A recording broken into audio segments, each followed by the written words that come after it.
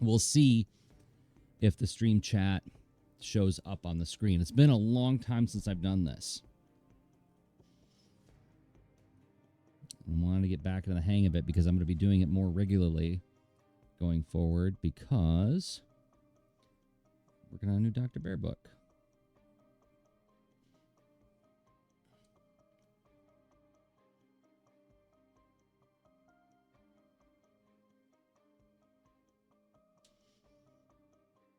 I'm going to have, do I don't have stabilization on.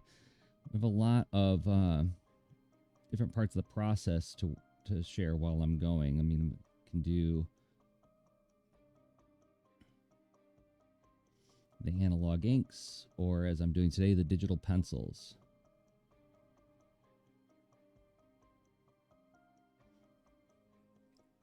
So this will be a short stream because I don't anticipate these pencils are going to take me more than an hour to do. Later on, as the summer goes on,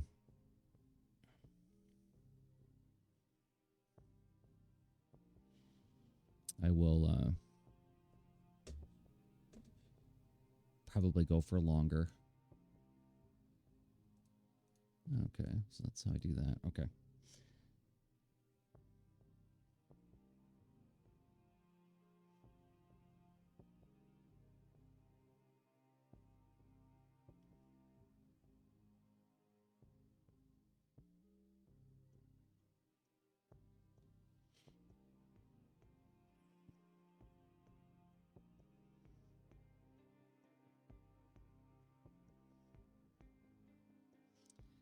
I'm trying not to zoom in too tight on these because that doesn't really wind up helping me when I'm inking, because I'm printing these out onto Bristol and inking them.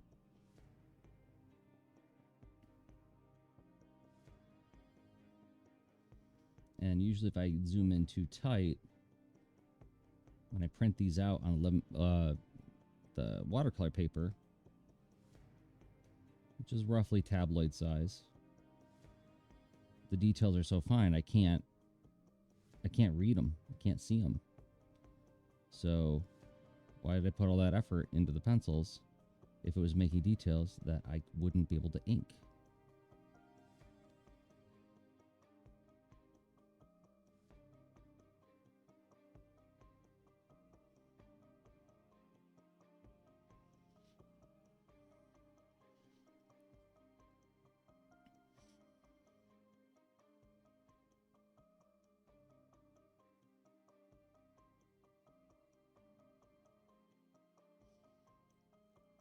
Yep.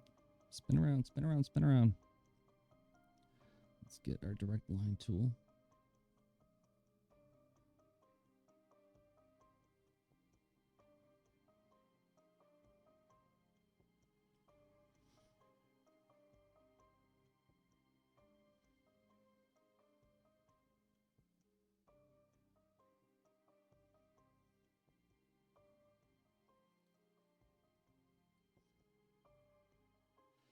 So let's erase this. So this new book, see, this is another reason I want to live stream. Is it's going to give me lots of practice for talking about the book with people. And it will be a book. That's exciting. Well, I'm kind of leaning this way. Let me turn my camera. There we go. There we go.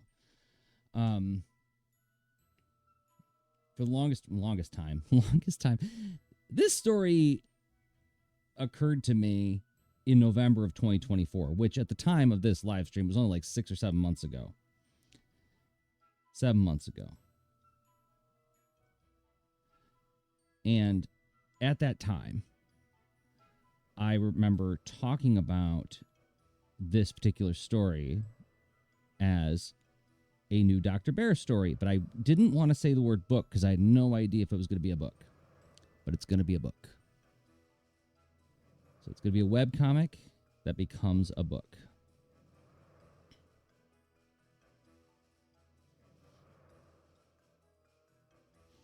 And that's mighty exciting for me. I mean, there's always ways to publish your work these days. whether it's through print on demand or it's through doing something like Kickstarter. But the thing is I wasn't excited about the prospect of self-publishing, even though I've done it a whole bunch of times. I'm used to it, but it's kind of, it's expensive and labor intensive in a way that traditional publishing, from my experience as an artist, is not, right? Traditional publishing, they get the book printed for you. And all I have to do is just prepare the files properly, right? So, wasn't excited about seeking out a printer, getting print proofs, pricing out different jobs, or using a print-on-demand service like Amazon CreateSpace or something like that. The problem with that is those are very pricey. I didn't want it to have a high unit cost, so, or manage inventory. All of that gets taken care of when I don't, when you work with a publisher. So it was, but anyway, don't need to go into all that. That's, for those who don't work in comics, that's inside baseball. And for those who do work in comics, like, we know that.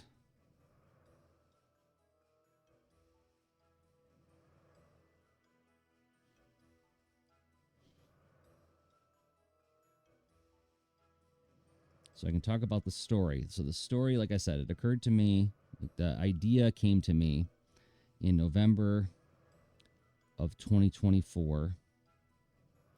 I was listening to an episode of the Good Friends of Jackson Elias podcast, and I think they were talking about the story, the case of Charles Dexter Ward, I'm going to say.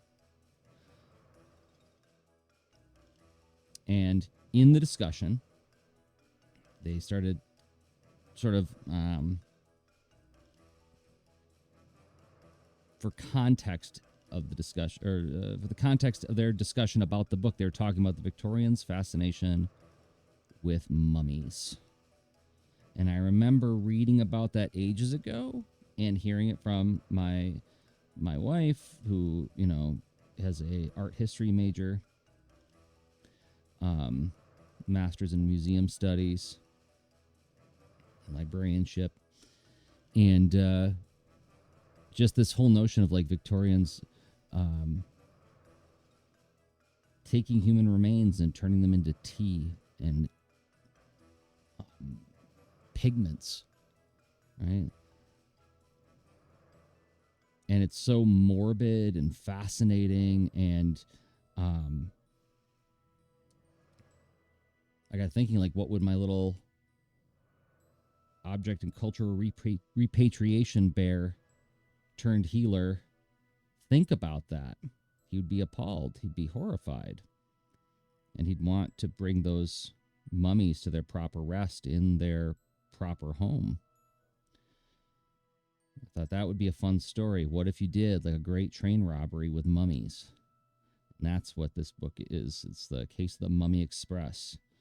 It's the story of a train of 100 mummies that Dr. Bear is trying to get back to their homeland to be for a burial ceremony. But of course, rich weirdos would want to do something bad with the mummies' bodies, and that's where the conflict of the story comes in. So we have the return of Dr. Bear, of Pickles, Taft, Wilhelmina, and some quote-unquote new characters. Although they're not new. They were in the first book, and that's Lau and Maggie, who are on the boat in Demon's Deep, who are supporting characters in this adventure. We got a new villain.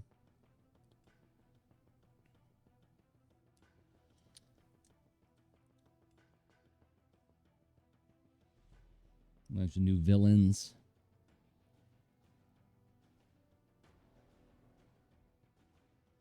And a bunch of rip-roaring adventure that happens on a train. Like I said, great trade and robbery, but with mummies.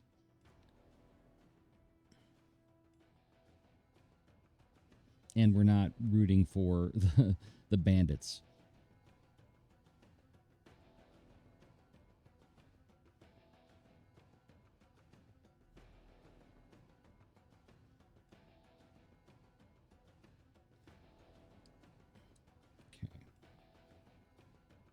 Okay. Yeah. Hey, good to see you again. I know it's I get it. I get it. Get it. It has been a long time. So it's been a while since I've had something to work on that I could do sort of in public. Um, this whole last year, I've been essentially working full time in schools, like, and sometimes with after school programs that amounted to about 50 hours or as much as 50 hours a week with travel time and everything else. So, art making has been happening, but it's been happening like late at night in opportune times, at times where I'm really disheveled and kind of all talked out.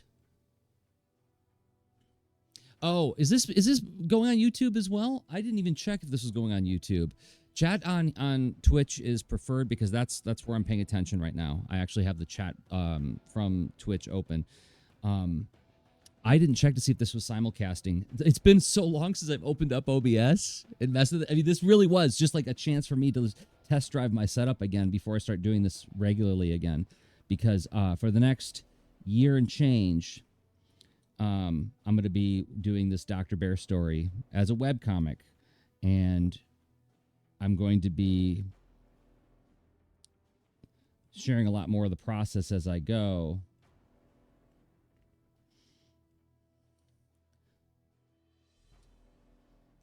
Because it's a webcomic, I don't have to worry so much about spoilers.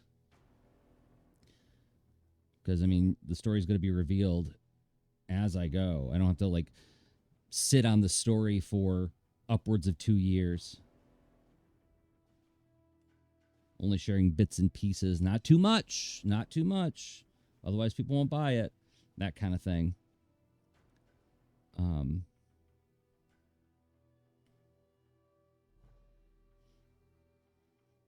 So yeah, I'm excited about this because it's been about 10 years since I've done a webcomic. And I'm going to enjoy having this thing that I can share as I go. Yeah, I've been slowly making stuff in the background while I've been working in all these schools. Because I can't help it. I mean, it's like I would be doing this regardless of whether or not I ever make any money at it. It's too much fun. But also it's like I like to practice what I'm teaching too. But yeah, I actually have. Hey, let me get it. I have right here a 300 page. No, 300. What are you talking about, Jersey? A 217 page first draft of a third Dr. Bear book that I'm actually going to get started on second round thumbnails later on this year while I'm working on this one. This one is fully thumbnailed. It's around 80 pages. It's a short story.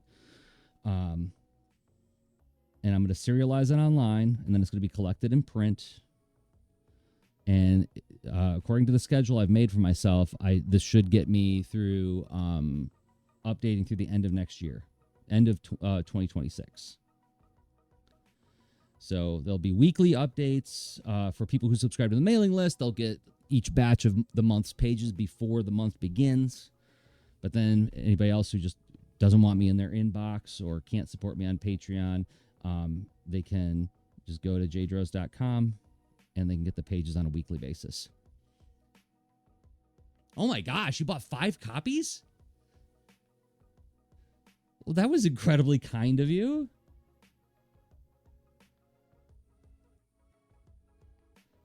Thank you for that. I hope your nieces liked it.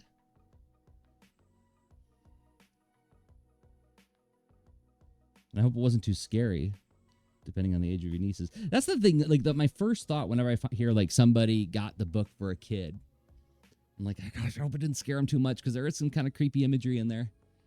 Oh, I remember you, Ashley. But yes, I appreciate that. I really do appreciate that because, yes, you are right. In my work as a teaching artist, I run into students all the time who like just start talking to me like they, we've been old friends for a long time. And that's awesome. It's awesome that, first of all, they feel so safe around me. And secondly, that our time together was that meaningful that they're excited to see me again. But then it's like, yeah, I've literally worked with thousands of kids at this point, and I'm like, oh, let me see. I'm going through my Rolodex while they're talking to me. And sometimes the parents are there, and they're very kind, and they whisper in my ear, this is Carolyn. You worked with her 2 years ago. Thank you. Okay, yeah. If the kids are watching Jurassic Park, they're fine. I thought Jurassic Park was too scary.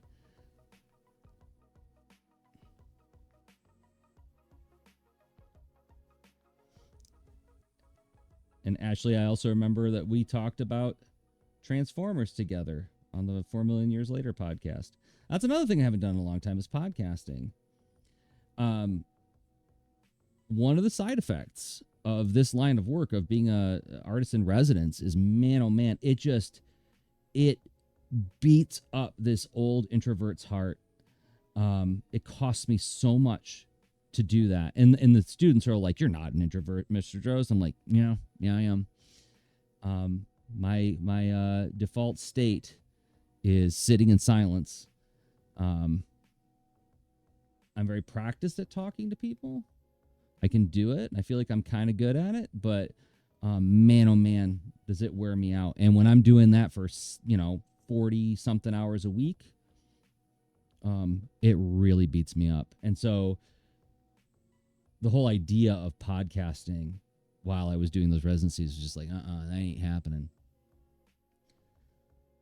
I just don't have the, and the funny thing is like, I thought when I was starting working full time in schools, they're in schools all around the state. So I have upwards of an hour commute sometimes to some of these schools. And I thought, wow, I'm in the car for an hour. I could, put on the headset, and record some microcasts while I'm driving. And it's like, every time I thought to do it, my next thought was, oh God, or I could sit here in silence. literally sitting in silence for an hour. It was just like, it was rejuvenative. I needed it. Also, I don't know how much more I have to say about the creative process. I mean, I can check in every once in a while, but I don't have like as you pointed out, Ashley, doing this a long time, I've said a lot of stuff about the creative process. I'm going to make a new layer called Speed Lines. And I'm going to do some magical swooshing around our characters here. Because in this scene, something bad is happening to Dr. Bear's wisps. And this is going to be a special effect layer. Even though I ink everything on the boards, I do the occasional special effects layer that will that can just run some color holds on.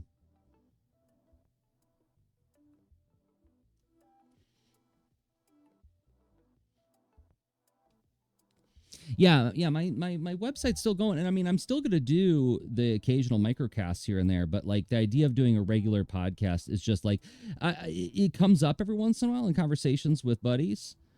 I have a therapist friend, a friend who's a therapist, and he's talked about us possibly doing something that's a little bit more broad in scope and less specifically focused on comics, but more about like art, like living artfully. And I won't say the name of it, but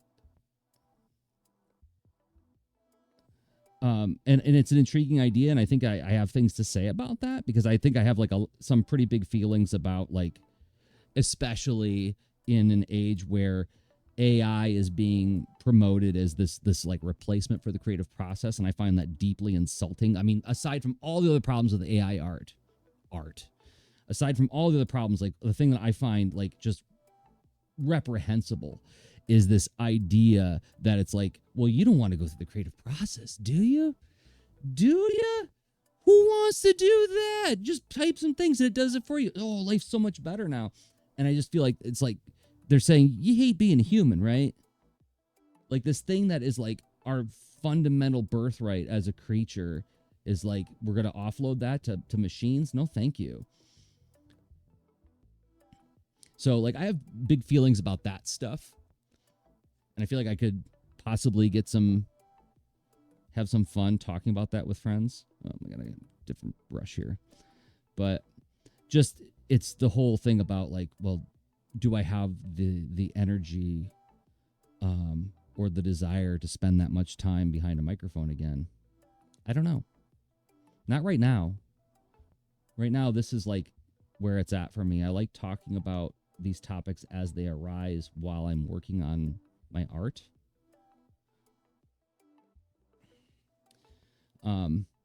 Yeah, sure, the topics were covered well. You're right. You're right. But there's also, I mean, topics are always changing. I think also there's part of it where it's like, I just feel like, how do I put this?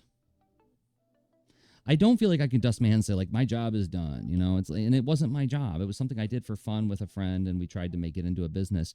But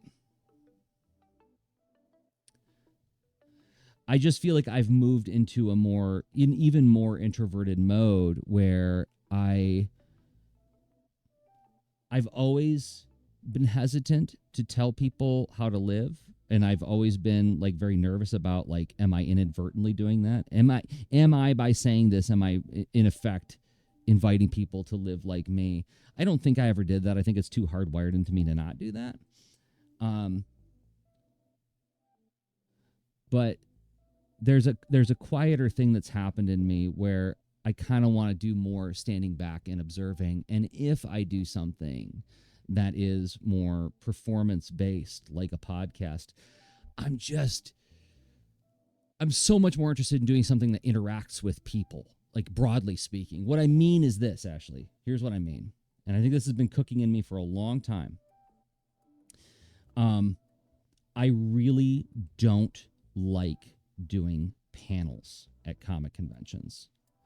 Meaning, I don't like sitting at a table with other people and essentially breaking down a topic or a series of topics provided by the audience where I'm talking, the audience is asking and listening. As you can see, I don't mind talking. But what's much more interesting to me is, can I make my presence in collaboration and service with the people who are showing up? So you're not just coming to hear me talk, even though this is a live stream and you're listening to me talk, but you're talking to me and I'm talking back and I'm sort of mulling ideas as I go. That's more interactive for one. But can it be even more than that? That's like, so I don't like doing panels. So what I do when I go to conventions is if they want me to do some kind of programming, I say to them, can I play a game? Can we do a game show? Can I do something where the audience and the artists are all collaborating together, and I will facilitate and I will knit together ideas and I will reveal the teachable moments and the things that are worth holding as it goes. That's where my heart is right now. And that's a much more, I would say, how would I put it? It's a performance, but it's a performance that celebrates the all of us in the moment in a much more direct and clear way than me doing a signing does, or me doing a podcast does, if that makes sense. And I think even in the Lean Into Art days, I always had an eye on like, how do we get people more involved? How do we get people to feel like that we see them and we hear them and we celebrate them? But I think I found more words for it now, and I think I've got more clarity around why I feel the way I do about that.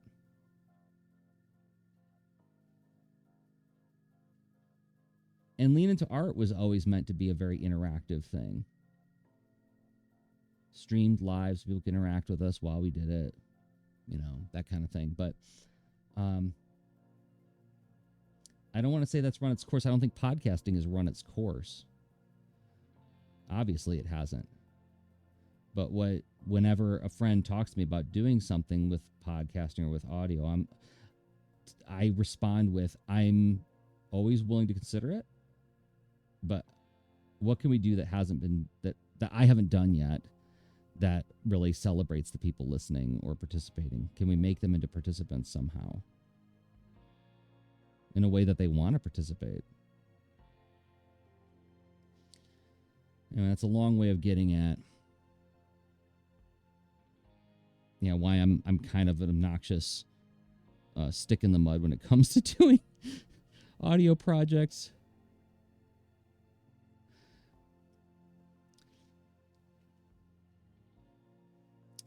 Oh, thanks, Ashley. That means a lot. That really means a lot. And yes, I've been talking about this with some other friends of mine who have felt very alienated by different communities, art communities, and one of the things that I was puzzling about is, as a teaching artist, when I go to teaching artists events, I just got back from a two days worth of professional development here in Columbus, Ohio, where it was me and I forget 60, 80 other teaching artists all doing different activities designed to level up our skills in our field. And I mean, it's one of the most wonderful experiences in my life. I look forward to those 2 days like a child looks forward to Christmas. It's like, oh, I get to be around those people again, where everybody's just curious and leaned in and interested, and we all are there with the explicit intent to broaden people's perspectives and make the world bigger. And everybody feels that way. And yeah, there's weirdos, but they're all weirdos with this spirit of how do we make good humans, right? And not in any kind of genetically engineered sense, right? How do we make people feel seen and heard? How do we make creativity available to everybody so we don't feel alienated and alone? And so I was talking about this. I was like, well, why is it that it's so hard to find that in other arenas?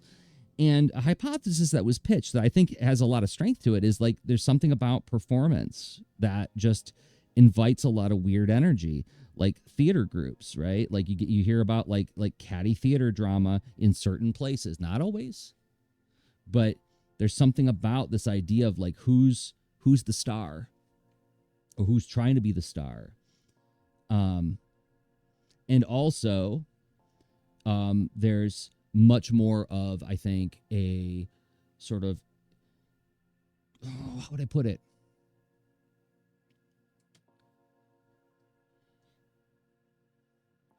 As Rob and I would say on the Lean Into Art cast, there's a lot more sort of interlacing between service and expression.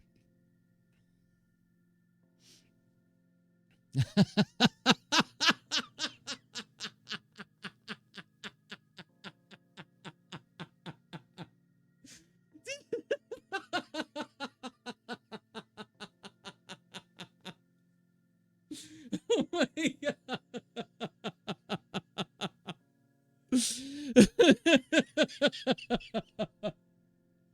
Yeah, pretty Midwest core. Oh, if any of my students are watching, they're nodding emphatically with that, with what you just said, Ashley. Oh my God. Oh.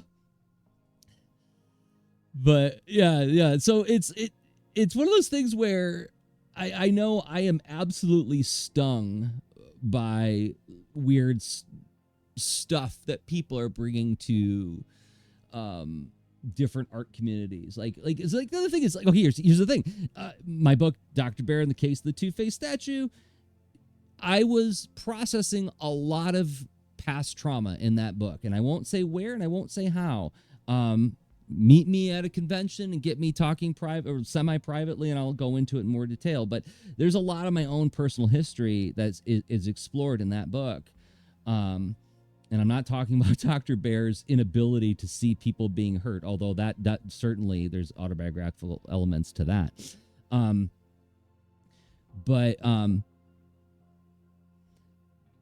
So we can sort of put some of our pain in our work, and sometimes I think that processing our pain becomes something that we do in our art communities as well, and that can happen healthily or it can happen counterproductively, right? That can happen in a way where it's like less nuanced, less explicitly declared or asked for, and yeah, a lot of misunderstandings can happen because of that, right? Okay, so, and I think there's something about when I work with teaching artists, the explicitly missional stance that everybody has committed to in order to be doing that, not only that line of work, but to commit 2 days of their life to developing their skills even more. I feel like that weeds out a lot of that kind of desire to put pain in somebody else's pocket, if that makes sense. Okay. So what's happening here on this page? Let me show you. I'm going to back out. I have my trains on different layers. So Dr. Bear asks 2 of the wisps to enact a spell to help them escape. And he asks for orange to use their transmute magic and blue to use their time magic so that they will phase through the train and get away from this bad guy who's doing something really bad to them. So like this scene here, like this part here where they're kind of like really tiny inside of the train. Actually, I need to hide out part of the lines there because I'm going to... how do I do this? How do I do this? I want to leave both, but I shouldn't because I won't be able to see it when I ink. So I'm going to erase the parts of the train lines that overlap with them, and I'm going to draw them over top, maybe digitally afterwards, because it's almost like we're doing like an X-ray view of the train while they zoom through it. That's what I'm going for here. And then I'm going to do speed lines again as soon as I get my villain drawn here. So, by the way, for those who haven't seen the book yet, this is what the title is. It's The Inscrutable Dr. Bear in the Case of the Mummy Express, where our hero is transporting a train of 100 mummies to their proper rest. But, of course, rich creepazoids always want to do something bad with things that they determine are useful materials. In this case, this guy thinks that raising the dead would be good. And so he attacks them, and then they get into a battle to protect the mummies on the train. Yes, if you like elaborate sorcery and cute animals, then yes, I think this story might have something to offer. Yeah, I in full disclosure, I ran into a problem when writing the story where I realized that in the first book, Dr. Bear says that the wisps don't have teleportation magic. And that was to get around the fact that, like, the villains were always, like, one step ahead of them. I wanted the villains to be ahead of them, so it's like, oh, they're teleporting. Let's teleport. Nope, we can't teleport. Now we have to actually walk to places and get to know each other, that kind of thing. And so once I realized I made that rule, I'm like, oh, okay, well, they could learn to teleport. No, let's come up with a really good reason or a good way for him to escape this immediate threat to get to the back of the train, so then the rest of the story can be them getting to the front of the train, right? Were you really, Ashley? Yeah, I mean, like, that was the inspiration for the book. The total inspiration is like, I was listening to a podcast, and they were talking about Victorians, like, having mummy unboxing video parties, essentially. It's like, hey, I just had a crate of mummies delivered to my house. Let's open them up and let's, mess around with them. And it's like, that is so incredibly creepy, not even from a necromancy kind of way, but it's just like, let's go plunder other people's cultural relics and then look at them as a curiosity. How incredibly messed up is that? That's villainous, right? Like, that's like cartoon villainous. And so I was like, I got to do a story about that. I really got to do a story about that. And then the next thought was, well, okay, so Dr. Bear needs to protect some mummies from somebody. I'll figure out who, but, like, how is he going to protect them? And then I was like, okay, well, it's going to be a train because I've always wanted to do literally for 25 years I've wanted to do a great train robbery type of story, just like to figure out the choreography of it and the excitement of it, find my own way of doing it. And then I played around with different ideas for like what kind of train it would be, and I was like, no, it has to be a Victorian like old steam engine because that would fit with the whole concept of it being aristocratic weirdos messing with human remains. Yeah, and it's one of those things where it's like that's like that perfect sort of Venn diagram of creepy dark stuff and cute adorable stuff that feels like that's my happy place. That's where I feel most at home as a creator. Like Science Comics Rockets was a way for me to explore, my goodness, isn't it crazy that we think it's okay to do certain things with animals? And there were some genuinely disturbing stories in there. But we did it in a way that I feel like was easy to take.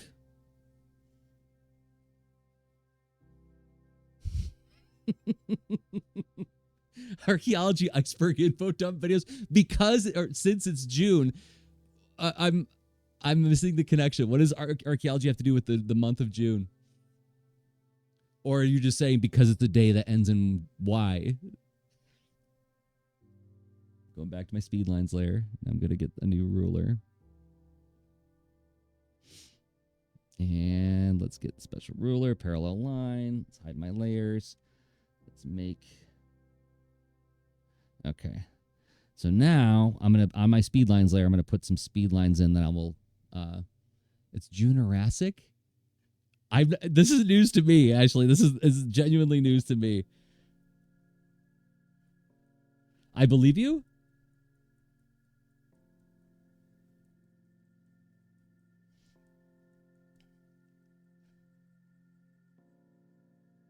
Okay.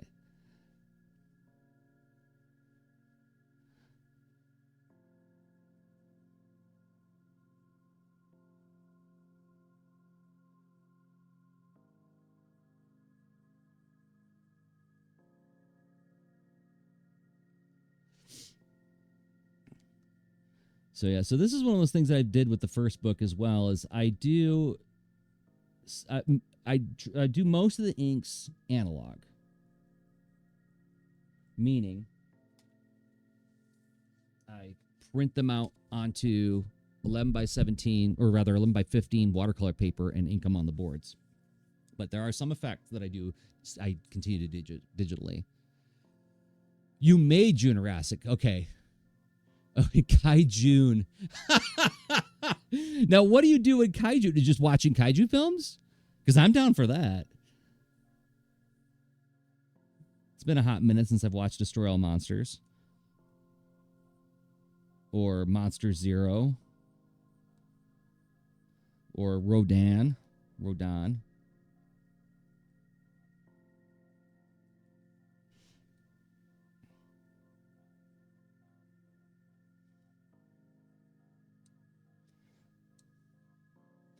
Oh, there's the other one. Okay. So, yeah. So, here's one of those things. Like I'm going to zoom in here. I've got, like, the beginning of this rock. And I'm going to blur it. But I'm blurring it the wrong way. Ashley. Look at me. I hope we all feel the proper amount of shame right now. It should be blurring the other way, given the direction that the foreground would appear to be, quote-unquote, moving. So, we'll fix that. Fix that right now. Marathoning kaiju and dinosaur movies and visiting museums with zoos and animatronics, listening to the dino books, etc. That's terrific. That is terrific. And as a matter of fact, it gets me thinking I need to go to the Columbus Zoo because they do have dinosaur animatronics on offer. Okay, so go back to my speed lines layer. And I'm going to go to my...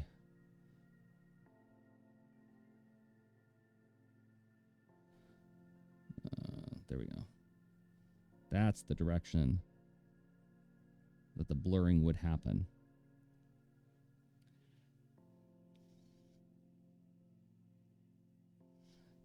Yeah, I haven't watched any kaiju films in a while, and I need to. Um, Saturday nights are usually I turn on Svengoolie in my basement studio and do some art making, whether it's making comics or um, making things out of clay. And it's been a while since he's done any of the kaiju films. I wish I could remember which one has the cartoonist in it. There's one Godzilla film where one of the heroes is a cartoonist. It's one of the later ones. I think it has a scene where Godzilla like battles like a miniature city, like we're not a miniature, it's like a fake city that they lure him in, and has this horrible scene where they start shooting him in the eyes and you see blood in his face. It's really upsetting to me, but it's I enjoy that movie. Okay, so here we go. Got panels 1 and 2 done, almost done. Let's save.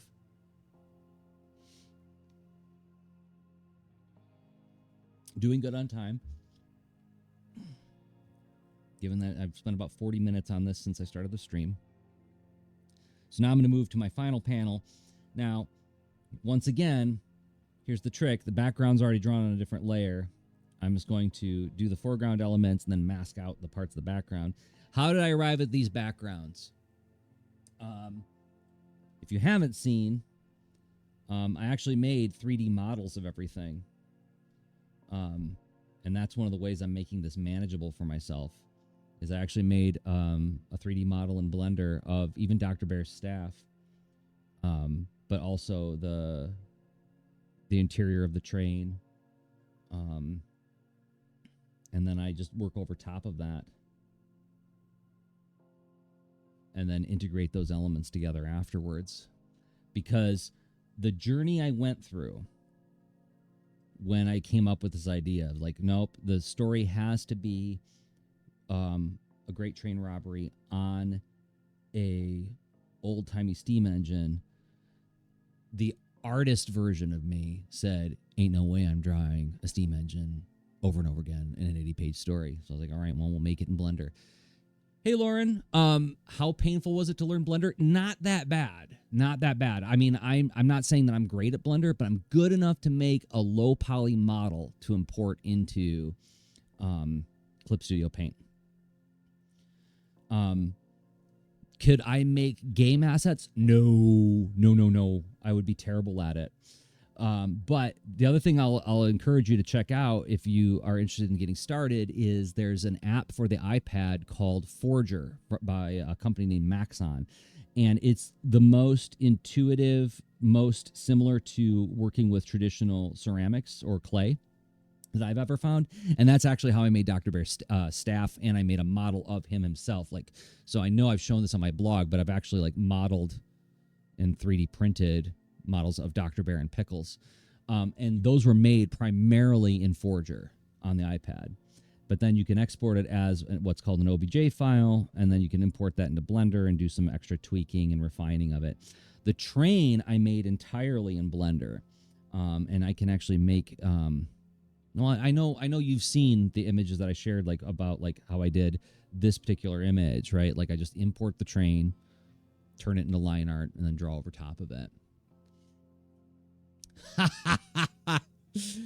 Yeah. I remember that too, Ashley. Oh my gosh. Yeah, I forgot. I've been doing this a long time. Actually, I remember when I did the front rebirth back in like 2002 to 2006. My wife was in college and she had a license to an app called Form Z, which was a very early CAD program. Not nearly as nice as Blender, not nearly as user friendly, but I made the Ferris wheel that the heroes battle on in Chapter 1 entirely in that, and then I would position it the way I want. I'd print it out non-photo blue. Clip Studio integration takes it a whole nother level where I can literally import the object, and actually like this is like I'm just so excited about this. Like, so, and I can save the assets as materials in my material folder. So I can, like, here's a motorcycle I built that the mercenaries drive in this story, and I could just import it right in and just position it the way I want. And then I can, adjust and force the perspective a little bit more. Let me zoom in a little bit on this image so we can see it better. So let me get it back centered into the shot. Oh, come now. Let me zoom, for the love of corn. Zoom in. Jeez. Okay.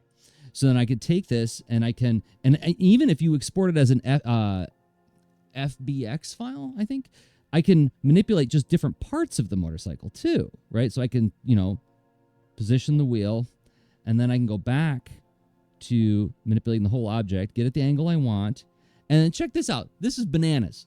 So I can then rasterize the image, and then in Clip Studio, I go to Filter, Effect, Artistic, and I can turn this into line art,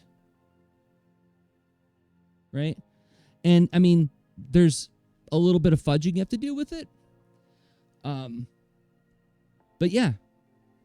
And then I could just ink over top of that when I print it out onto Bristol or onto watercolor paper. But I've got these saved as assets in my material folder, so I can just go to my materials folder, and yeah, here's Count Fishraven's Sky Hydra, which appears in the book, which then I can just grab these little serpent heads and position them the way I want, because I rigged them up with bones, right? And I position them, and then I can also position like the whole camera shot, and then put my characters over top. Now, some people are gonna say like, "Oh my gosh, it's cheating." Whatever. I don't care. I'm too old to care about that now. I never did think that it was cheating to find ways to make your creative work faster. I'm not interested in having that debate with anybody. So if you're thinking that, that's yours to have. That's not mine. But one of the things I'm thinking about as somebody who is, I've got most of the summer off. I've got a couple summer camps that I'm doing, but I mean, this fall, presumably, I'm going back to work full time in schools. I don't have a lot of extra time to be making comics. I've got maybe 5 hours a week. Well, with this workflow, I can get my page production down to, between pencils, inks, and colors, approximately 5 hours. So that means I know I can comfortably achieve a page a week, which is my deadline to get this thing done so I can get it published. So, yeah, it does feel like witchcraft, Lauren. I mean, it's if you use Clip Studio Paint at all, and especially if you do backgrounds the way you do, Lauren, it's like you need to learn Blender, because it's so much better. Life is so much better when you can just drop in your setting that you made, right? I built my train. I built my little motorcycles. That's my art that I'm importing as an asset. And same thing with Dr. Bear's staff here. It's like, this isn't that hard to draw, but man, it's so much easier when I can just like rotate it around and get in the position that I want and just work over top of it.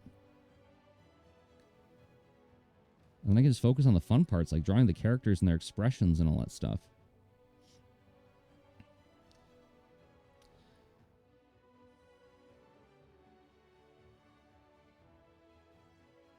But I would say if you're, Blender has a very non-obvious, non-intuitive interface, and it really wants you to use a mouse. It really wants you to build and sculpt with a mouse, which is like, for illustrators, is not the most intuitive thing in the entire world. And the interface is also really wacky because you're dealing with X, Y, and Z axis and a variety of editing modes that are also conditional on what you're actually doing and what you're working with. There's a lot to sort of keep track of, but I feel like it's, once you understand the basics of it, it's not any more complicated than Photoshop. I see the same overwhelm happening to me when I first started using that program as when I tried to teach people how to use Clip Studio Paint or Photoshop. Yeah, you won't be sorry if you do that, Lauren. It will make your life a lot easier. And like, the funny thing is, like, we'll always find ways to challenge ourselves anyway. Like, for instance, I decided I wanted to do a comic about 100 mummies. There is a scene, because I've described this comic as Train to Busan, but with mummies. So these mummies are waking up. You know they're waking up, right? You're not a fool. I got to draw 100 mummies doing things. So my life's going to be hard no matter what.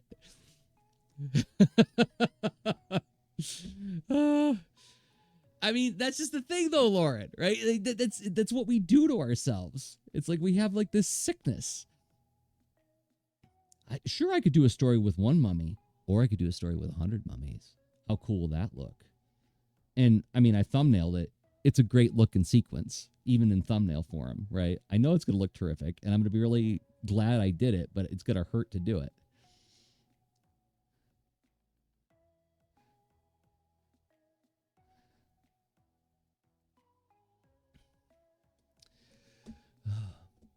Let me. Speaking of rich degenerates, maybe Lex Luthor could steal 40 of them. That'd be terrible. Well, this being my kind of story, it's one of those things where it's like, be careful what you wish for. Poor villain. Be like, oh, I got what I wanted. Oh, but not like that.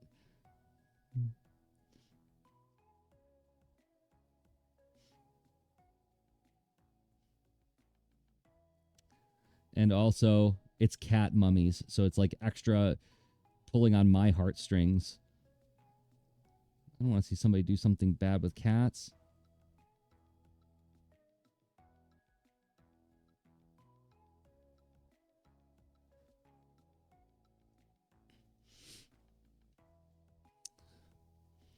And let's see. So here is, now that they are safely phased through the train, they sort of phase back into regular mass and slam into the back of the train. And I did not do the sound effect for this panel yet. I need to do that before I call this one done.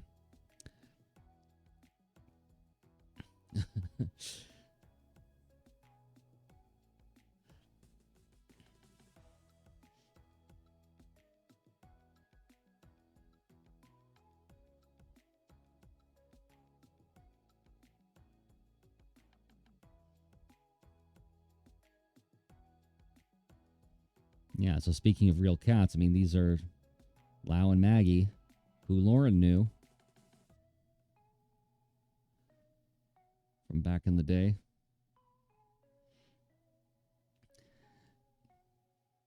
And this is one of those things where creatively, like, this just couldn't be more satisfying for me. I've wanted to do a story with Lau and Maggie in it forever, since I did the first Cat and Cat mini comic back in like 2012. I have actually, yeah, they were 10 out of 10 cats. They really were. I have like a couple of different like unfinished attempts at doing a cat and cat story. There was one that actually had them go to an island of ghosts.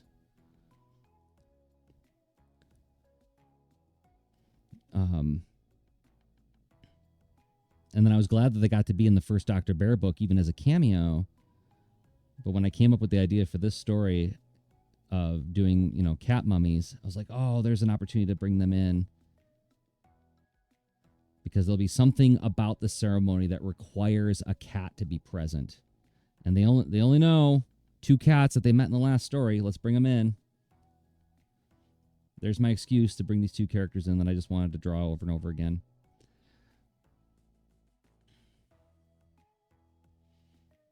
Yeah, Lau is his name. So I got Lau when I was what? Let's see. I was 23 years old, and I was very into the Tao Te Ching, and so I named this perfect little creature after the nearest thing I could think of that was perfect, which was the writings of Lao Tzu. So that was his name. His name was Lao Tzu, and I called him Lao Tzu Ru, borrowing language from Watership Down.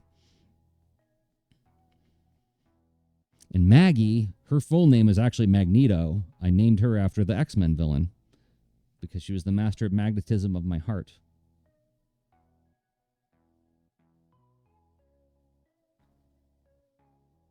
But I almost never called her Magneto.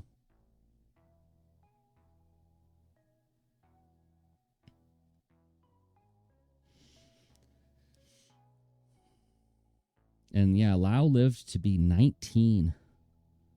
And Maggie was about the same. I never really knew Maggie's full age. She was a rescue cat I got at a shelter, and they said she was 3 when I got her.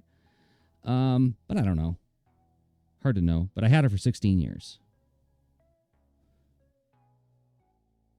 12 is a ripe old age for a kitty. That's like they should get all the treats in the world.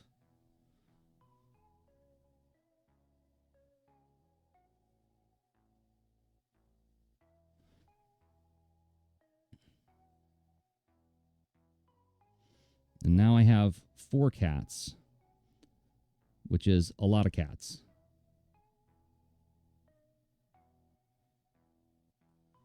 And it's awesome, but it's a lot of cats sometimes.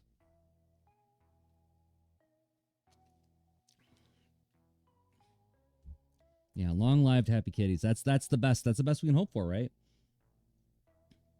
Is that they live a long time and that they're relatively comfortable and happy. And speaking of kaiju movies, yeah, you do need to come meet Harvey, Lauren. I mean, Harvey is a big boy now. He's so big.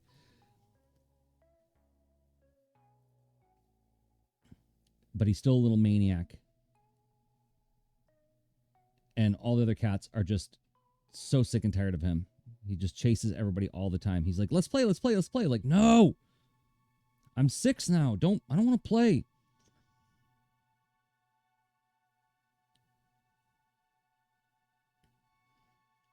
But speaking of Kaiju Month or Kaijun, when I knew that we had to say goodbye to Maggie, one of my and Maggie's favorite things to do together was to watch kaiju films. So like whenever Anne would go out of town, and I would be on deadline, I would just camp out on the couch for like 3 days and just eat really bad food. And Maggie would sit on the couch with me while I just drew. And so my last night with her, we watched Gamera together.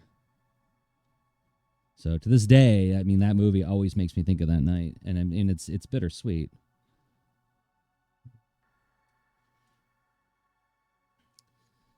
Oh wow, wow, fostering 2 neonatal kittens.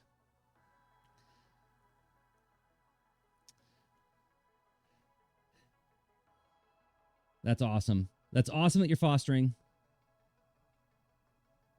And I know it's no joke. It's no small thing. Yes, Harvey is not bigger than Baba Yaga in terms of length, but in terms of weight, he's just a solid boy. He's so heavy. And for some reason, and maybe it's his breed, I'm not sure. He's like a gray tabby, gray stripy. The vet warned me when we got him fixed. They were like, be careful about his eating because he's going to get big. And I'm like, well, you didn't say that about Shenandoah. You didn't say that about Baba Yaga. Like, what is it about Harvey? I don't know if it's something about that breed or whatever, but holy cow, he's just so big. He's so strong. But like in terms of like lengthwise, he's not bigger than Baba. Baba is definitely like, she's like Haku from Spirited Away. She's this long tubular thing. Yeah, actually, exactly. That's precisely it. I mean, those are some of my happiest memories. Is Maggie just sitting there purring away while I was drawing and listening to, poorly dubbed cinema. And watching giant monsters wreck up the place.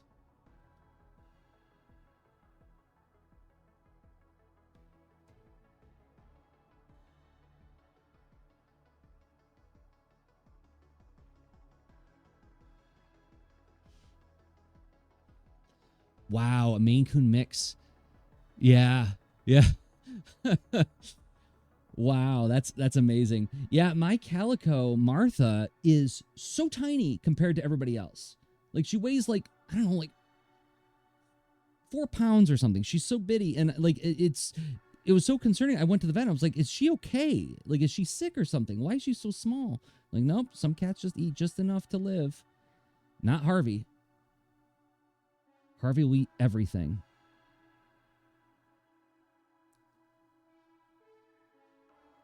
All right, we're almost done with this one.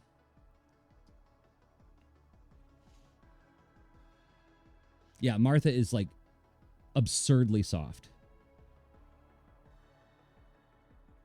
If you can get Martha to actually sit with you, it's like touching an angel's toilet paper. I mean, she's just so incredibly soft. But the trick is you got to get her to actually like want to be around you. She's also like the grumpiest cuss in the house, and she's only like 3 or 4.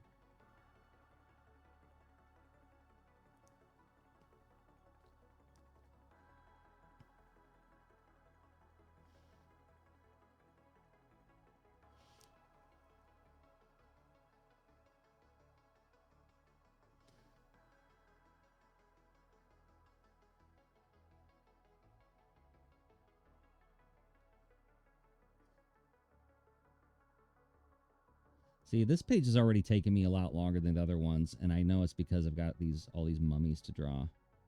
So when I get to the scenes where the mummies wake up, those pages are going to cost me.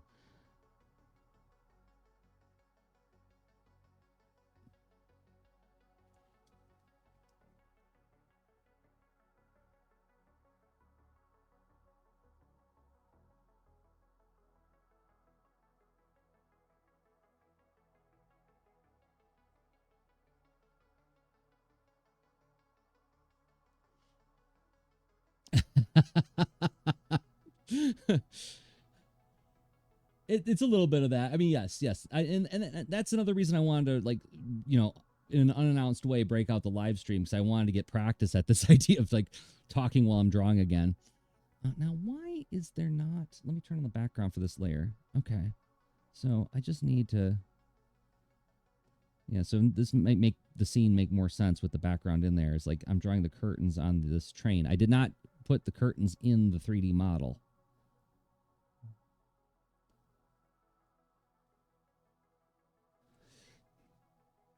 And so what I'll do when I'm done here is I'm going to mask out all this overlap between the characters and the setting.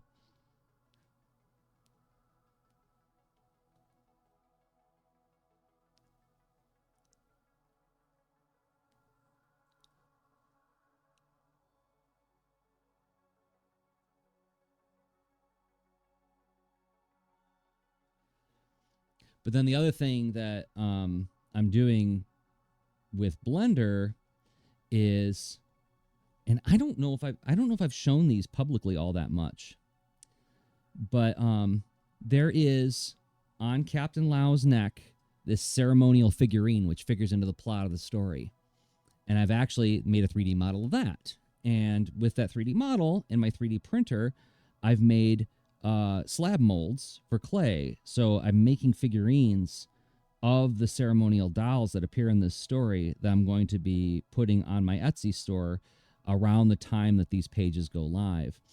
So there's another one of those reasons to know Blender is like it becomes a cool way for you to not only create assets for your comic, but like do product development. Not that everything has to be a product. Look, if there's anything I've become radicalized about, it's like I'm very suspicious of capitalism. But I also got to make a living as an artist. And I think making cool in-world objects is fun, even if nobody else wants them. There we go. But yeah, I have some demos that I've posted in the Dr. Bear Discord channel. And I think they look really neat.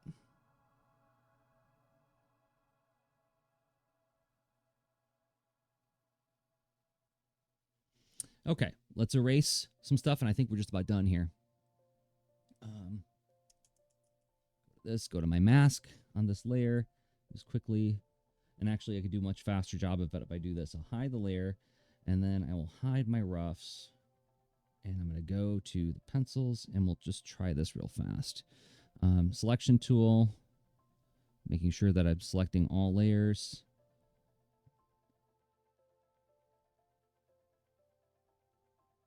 I don't know if this is going to work any better because I've got a lot of like open spaces here. No, never mind. I'm just going to turn the layer back on. I'm going to erase this manually, the old-fashioned way.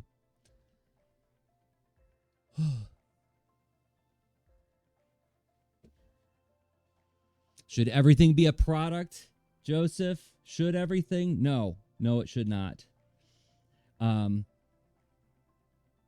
But the way I'm thinking about mine is, and I still talk with Rob on a regular basis, and this comes up all the time where like we'll start talking about something, a skill we've acquired that we're really excited about. Like for instance, like me talking about Blender, and Rob was like, well, maybe you should do a class on Blender. And I'm like, I don't want to do that though, because that's a very procedural kind of teaching. In my teaching, I'm much more happy and comfortable when I'm setting up conditions for people to discover their own skill building, epiphanies. I want the learning to be theirs. I don't want it to be follow along and go through this procedure with me, right? So that's an instance where, yes, I have knowledge of something that I could monetize into a product. I'm not interested. No, thank you. But thank you. And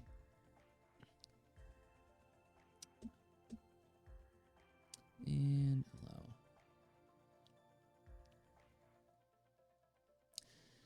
I mean, and this is another thing. This is another reason why I'm kind of like less interested in podcasting, because I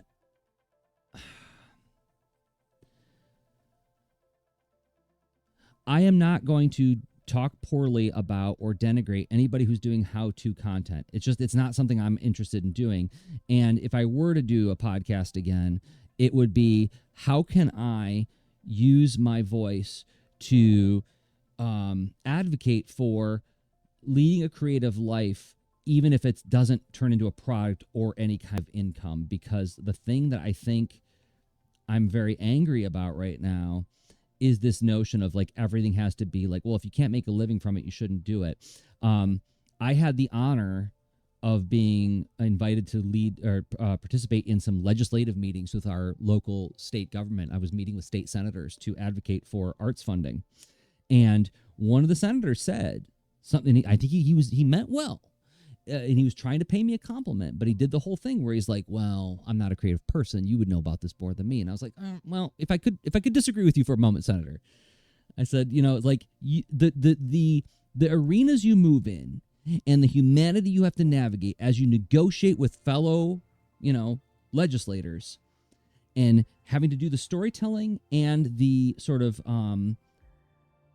deducing of ways that you can show up to serve needs. I said, I would argue that that's a very creative act. And that's the whole point of me advocating for this money, is I want more people to understand that everything we do is creative, and it doesn't have to be formalized. We can live creatively. It doesn't have to be a pursuit that we do like, I am a cartoonist. So what? I'm a human being. I'm a human being who makes things because I enjoy doing it. And if it makes me money, great. But I'm not dependent on that right now. My bills are covered with my teaching work. And it's not important to me that my students go off to become cartoonists anymore. It used to be. Lauren remembers. I used to be really uptight about that stuff. Actually, Ashley remembers. Ashley used to listen to the Art and Story podcast, where I was a little bit more militant about this kind of stuff. And I'm not anymore. I just want people to actually enjoy their lives and enjoy like making things for the pure exploration of it. We're an achievement-based society here in the West, and I think we should be more exploratory.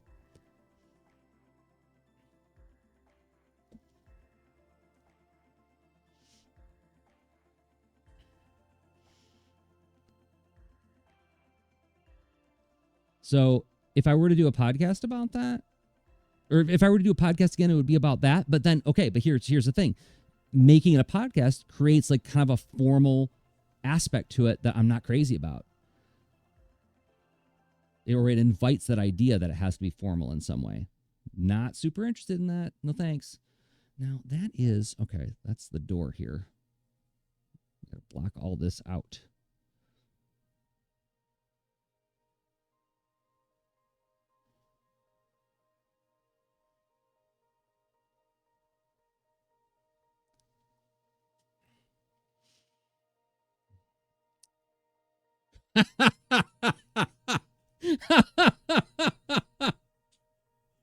Yes.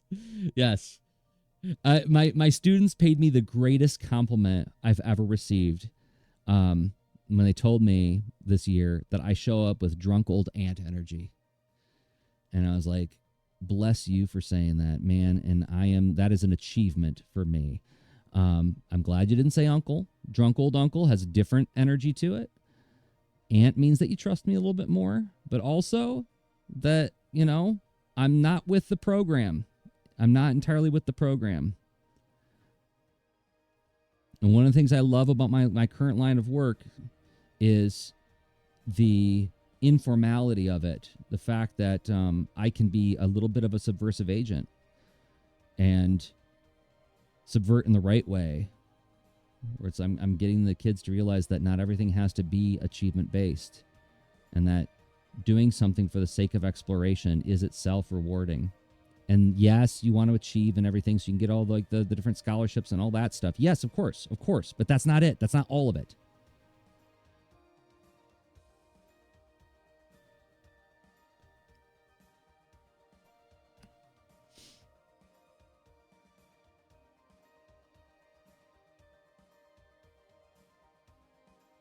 And we're denying ourselves something fundamental and awesome when we try to turn everything into money.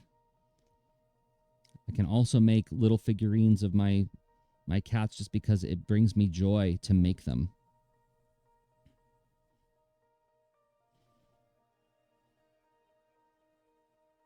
There we go.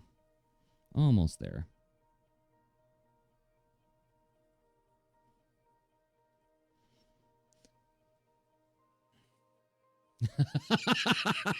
Thank you, Ashley.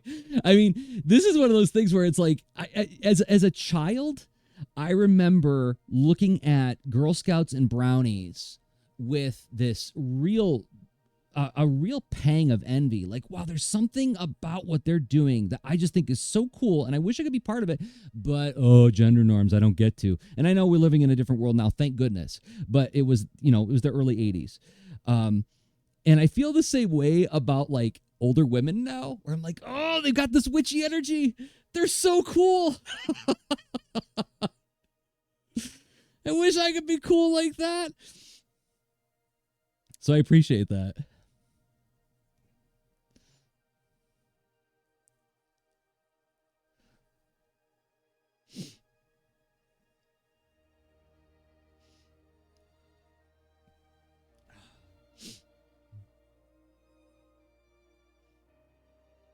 Okay, I think I might be done here. Let's turn up the opacity on the train layer, and then I can fix a few things in the pencils. Come on, hey, I'm on the pencil layer. Let me erase. Why is it not letting me erase? What's going on? Did I not draw that on the right layer? What layer did I draw that on? Oh no, I drew this. I drew this on the speed lines layer. Let's fix that right now. Remember, children, always pay attention to what layer you're working on. All right, we're going to X that out. Whoops. We're going to X that out. And then we're going to go back to the pencils and paste it in. And then merge down. All right, there we go.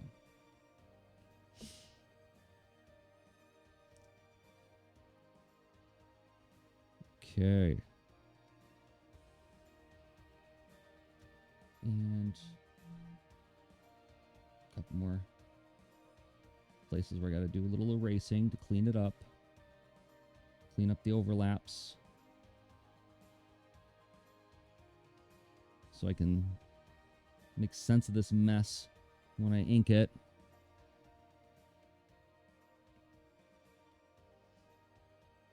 Okay.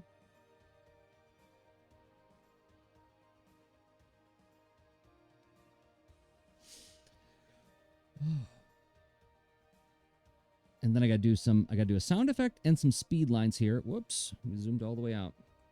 And let's rotate the canvas. Here's what the page is gonna look like when it's done. I kind of dig this page. I think it's an interesting layout. And I mean, this whole book has been a really fun exercise for me in like working out composition and choreography visually within a very narrow um, a narrow setting.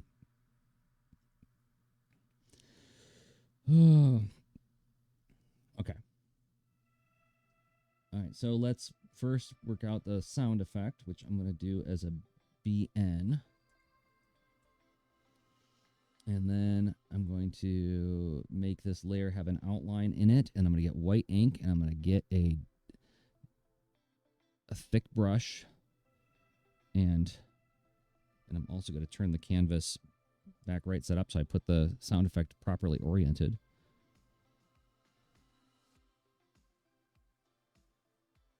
Thicker than that.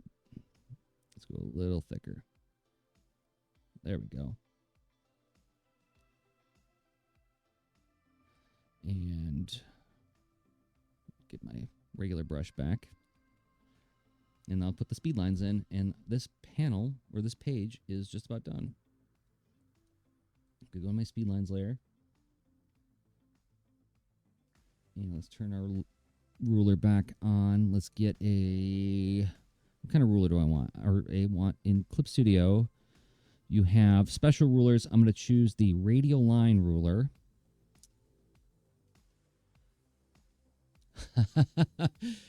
Thanks, Ashley. Thanks both for the comment on the page and my sound design tutorial. That I feel like, yes, even though I'm dealing with a very old version of Illustrator in that tutorial, the ideas still stand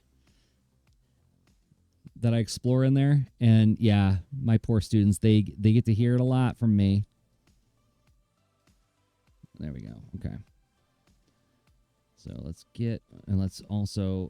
isolate this panel by making a selection.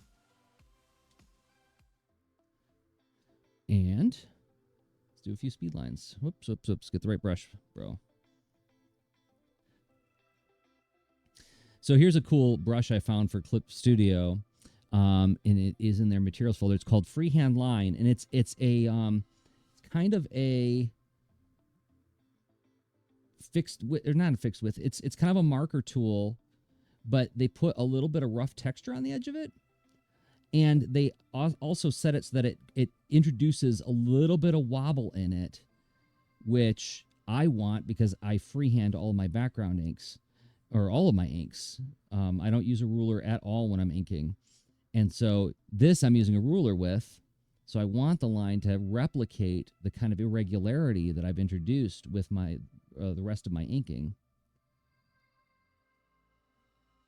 And this adds that natural wobble to it while sticking to the ruler. Like if you zoom in here, I'll show you. Yeah, you can see like there's just like a little bit of wobble on those lines there. Did you really, Lauren? Yeah, you didn't tell me how you got to message me about how your class went. I'm really excited to hear about it. That's very flattering that anything that I used in a classroom environment that you might have participated in would get used for other classes.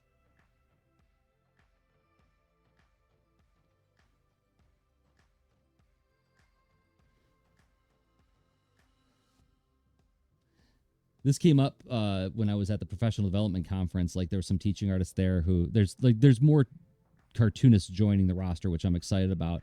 And one of them was like, I was telling them about a lesson that I lead, and they were like, "Oh man, is it okay if I borrow that?" And I'm like, "You don't. Here, I'll send you the link to the lesson plan. Just do it. What do I care?" It's like, "Oh, but then I'd be stealing from you." I'm like, "No, you're gonna do it your way."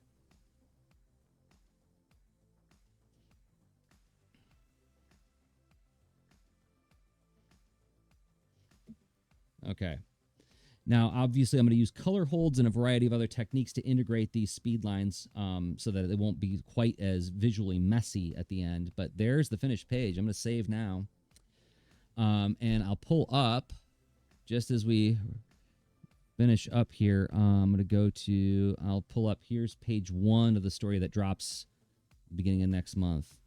So there's our setting for the next book.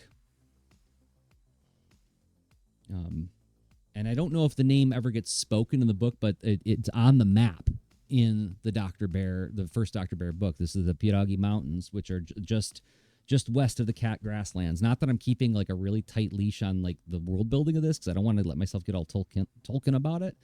But Yeah, they're cat mummies. They're going to the cat grasslands. Well, what are the areas around the cat grasslands where we're going to have a train? Well, there was this on the map. It was said the Pitagi Mountains. All right, that's where they're going. So another page down. Page 24 is done. And I'm going to be checking with more live streams this month as I finish painting up to page 16. My goal is to be done with the first 16 pages by the end of June, which will give me a nice healthy buffer so I don't have to be super stressed out when the school year begins again. So thanks for hanging out with me while I did this test stream. It seems like everything's working. The chat client was working. I could read the chat. I didn't try to do any transitioning to different things like that. Like I could have done that, but that seems to be working. So, all right, and I'll figure out what a proper stream schedule will be, in the days to come. So, thanks everybody for hanging out. I will be, see you next time. Right, gotta say, drbear.com is where you can read about the book and the webcomic. So, until next time, I've been Jersey Joe's, drbear.com. Okay, bye.